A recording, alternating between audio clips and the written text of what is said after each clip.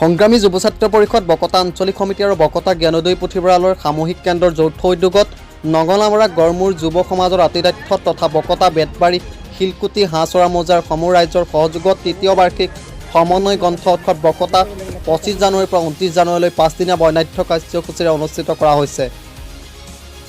এই গ্ৰন্থ উৎসৱত অসমৰ বিভিন্ন আৰু কাইলৈ আৰু পৰহিলৈ দুটা দিন আমাৰ হাতত বাকী আছে। এই দুটা দিনত আমি বিভিন্ন সাহিত্যিকক আমি আমন্ত্ৰণ জনাইছোঁ, তেওঁলোক আমাৰ মাজলৈ আহিব।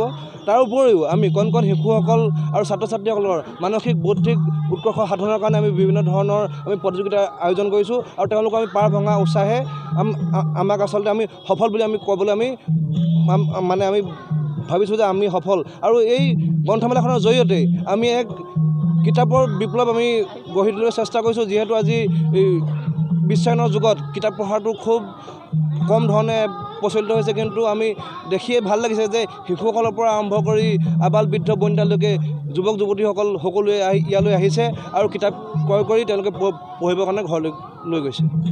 কস্তুৰী চুতীয়া বাইদেউ আহিছে, যোৱাকালি আশ্ৰমিকা বৰা আহিছিল, তাৰ আগতে লাকিমণি বৰা আহিছিল আমাৰ মাজলৈ। কালিলৈ আমাৰ মাজত বিশিষ্ট অতিথি হিচাপে উপস্থিত থাকিব জুৰি বৰা বৰগোহাঁই বাইদেউ উপস্থিত থাকিব, লুৰিণজ্যোতি গগৈ ডাঙৰীয়া উপস্থিত থাকিব। গতিকে আমি এই নৱপ্ৰজন্মক ইয়াতে দেখিছোঁ যে মানে ভাল লাগিছে যে সৰু সৰু ল'ৰা ছোৱালীবিলাকে যেতিয়া কিতাপৰ দোকানত গৈ কিতাপ এখন লুটিয়াই বাগৰাই চাইছে, অন্ততঃ তেওঁলোকে যে কিতাপৰ যে বিপ্লৱ হয়, গ্ৰন্থৰো যে মানে উৎসৱ হয়, এই কথাটো তেওঁলোকে অনুধাৱন কৰিব পাৰিছে।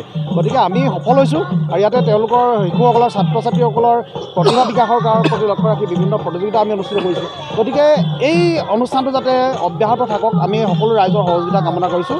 আৰু আমাৰ উদযাপন সমিতিখনতকৈ কৰ্মকৰ্তাসকলতকৈ জনসাধাৰণৰ বিশেষকৈ গ্ৰন্থপ্ৰেমী ৰাইজৰ উৎসাহ উদ্দীপনা দেখি কিন্তু আমি অভিভূত হৈছোঁ। আমি সকলোকে পৰৱৰ্তী আটাইকেইদিন দিনতে আমি সহযোগিতা কামনা কৰিছোঁ।